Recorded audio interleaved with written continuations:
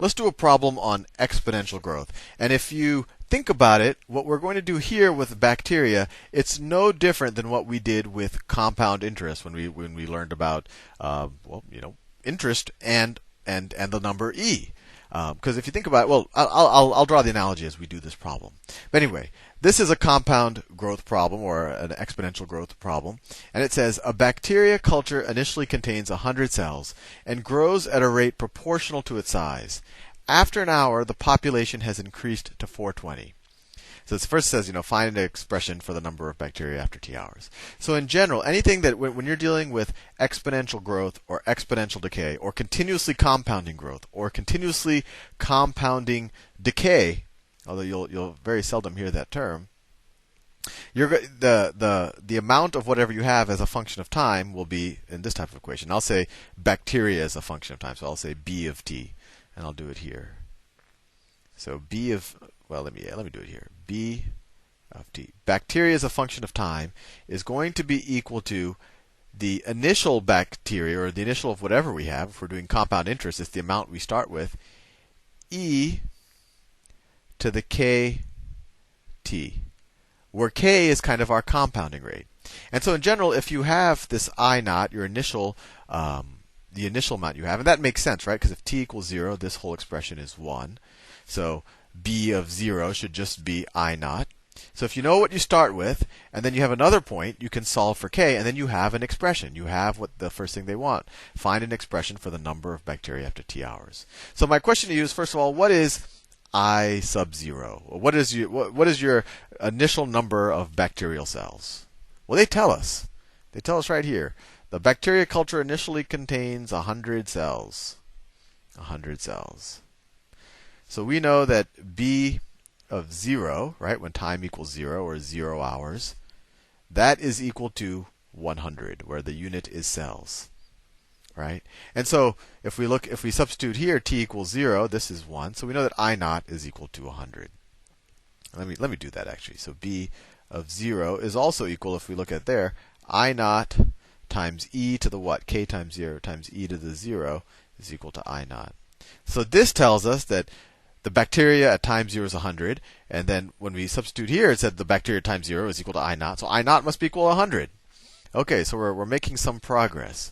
So we know that the bacteria, as a function of time, is equal to I naught 100 times e to the kt. Now, if we just knew k, then we would have done this part A, find an expression for the number of bacteria after t hours. Well, how can we figure out k? Well, they give us another data point. After an hour, the population has increased to 420.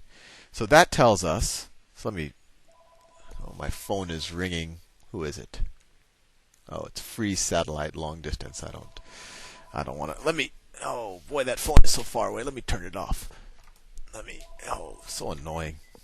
At least it's not Dish Networks. Anyway, so what was I doing? Oh, so this tells us after an hour, the population has increased to 420. So that tells us that b of 1, right? After 1 hour, the population has increased to 420. So b of 1 is equal to 420, which is also equal to what? If we put 1 here, that is equal to 100 e to the kt. Well, what's t at b of 1? T is 1, so e to the k.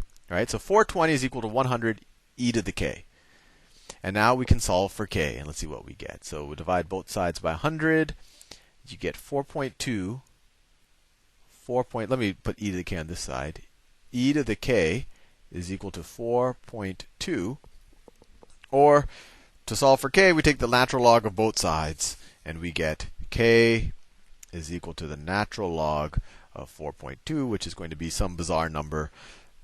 And we'll figure that out later with a calculator. So there, we figured out, using the initial condition here, we figured out I naught. And then using this extra data point, we solved for k, and we got k is equal to the ln of the natural log of 4.2.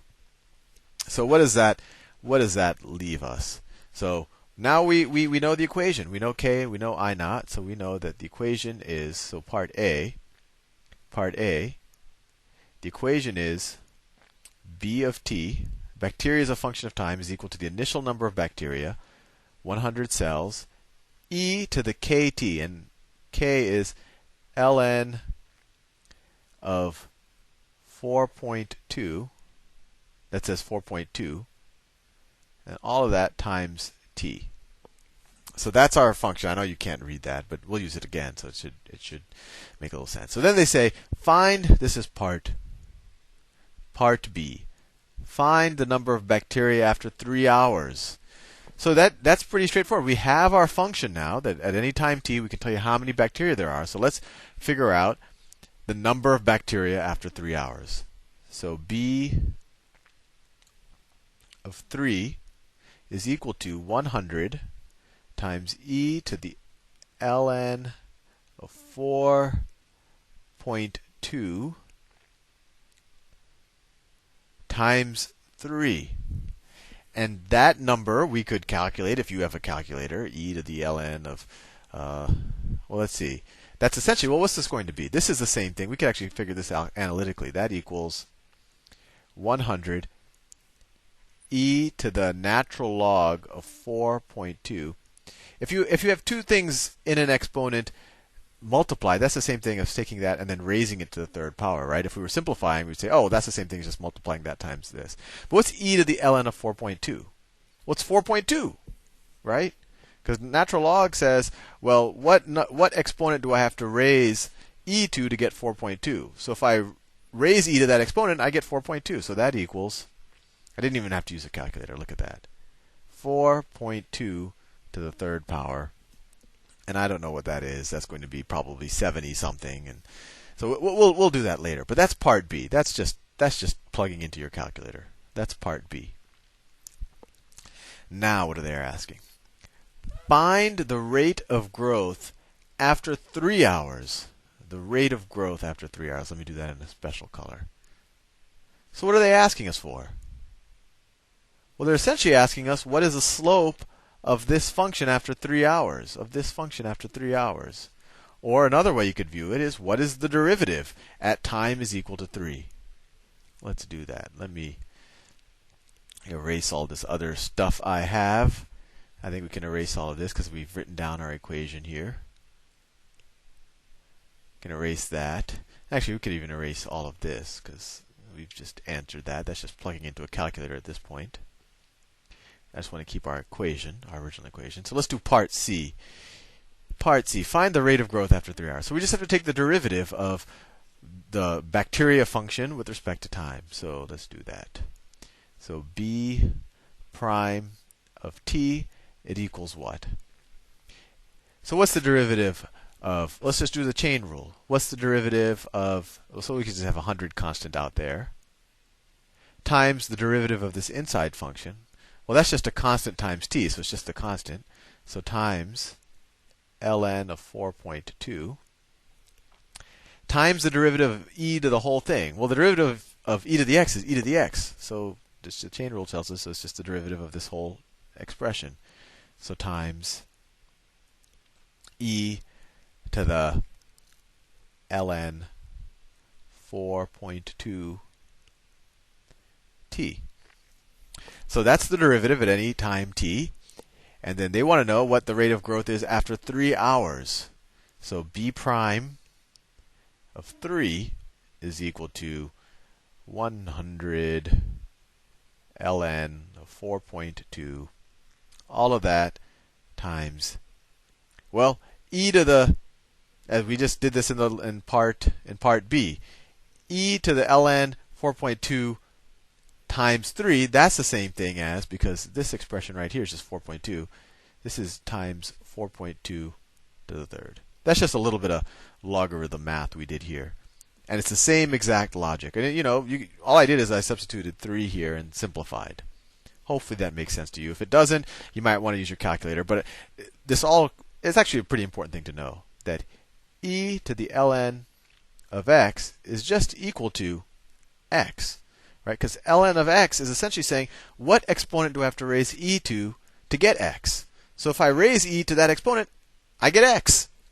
So that's all I'm saying here, that this right here is is the same thing as e to the ln 4.2 to the t, right? Because if you were to simplify, you just take this exponent and multiply this, and you'd get this. And so this is just 4.2 to the t, right? And actually, I should have written our original equation as that. I could rewrite our original bacterial function equation as 100 times, using that same thing, times 4.2 to the t power. Actually, that is a simpler bacterial equation than this one. And so that would be even a better answer for part A. And then that makes part B even easier to solve.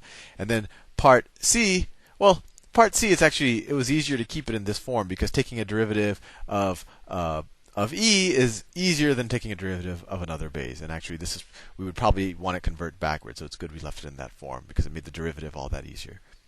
But we could rewrite the derivative as well. We could rewrite this as b prime of t is equal to 100 ln of 4.2, all of that times 4.2 to the t, right? I just took this. Sorry, no, I took this and I replaced it with this. Anyway, I got a little bit messier than I wanted to. But then their final question is, when will the population reach 10,000? So let me erase what we did with part C. When will the population reach 10,000?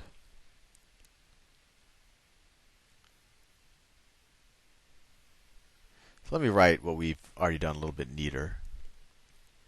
We knew that part A, b of t is equal to 100 e to the natural log of 4.2 t. And I said, well, that's the same thing as 100 times 4.2 to the t power. And they say, when will the population reach 10,000? So they're essentially saying, at what time t is b of t equal to 10,000? So we could just say 10,000 is equal to this. 100. And actually, I'm going to use this one because I'm going to take the natural log of both sides, and it just makes things simpler. 100 e to the ln 4.2 t. See, we could divide both sides by 100, and you get 100 is equal to e to the ln 4.2 t. And now we can take the natural logs of both sides of this equation, right? And so that we get what? We get, let me draw a divide. Well, I'll do it in a different color. We get, taking the natural log of both sides of this, the natural log of 100 is equal to, well, if you take the natural log of e to something, you're just left with the something. And you might want to review all the logarithms if you found that a little confusing. But that if you take the natural log of this side, you're just left with the exponent. So that equals ln of 4.2 t. And if you want to solve for t, you just divide both sides by ln of 4.2, and you get t is equal to ln of 100 divided by the natural log of 4.2.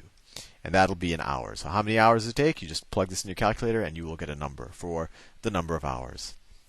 Hopefully you didn't find that too confusing. And actually, since just to hit another point home, we could have used this equation. I mean, it's the same thing, right? And what we would have had? We would have had 100 times 4.2 to the t power is equal to 10,000. Divide both sides by 100, and you get 4.2 to the t is equal to 100.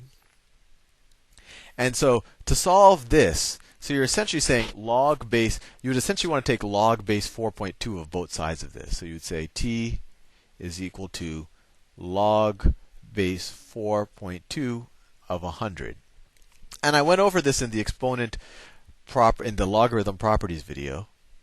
but it's a pretty useful thing to know in general. How do you figure out, your calculator has two bases. It has log base 10 and it has log base e, which is a natural log. How do you figure out log base of another number of 100? Well, the simple answer is you could take natural log of this and divide it by the natural log of this. You could also take log base 10 of this and divide it by log 10 base of this. Log base 10 of this. Anyway, hopefully I didn't further confuse you, and I will do, this was actually exponential growth, and you could replace these words. You could say, instead of bacteria culture, you could say a bank account initially contains $100 and grows at a rate proportional to its size, which would mean compound interest. And then you could say, after an hour, the population has increased to whatever, $4.20. And then find the expression for the number of. So essentially, you'd be trying to figure out the compound interest rate and all of that. But this is the exact same phenomenon, that the larger you grow, you're going to grow by an absolute value more than that. Anyway, I'll do more of these problems because they can be a little confusing, and I'll do one on exponential decay as well. See you soon.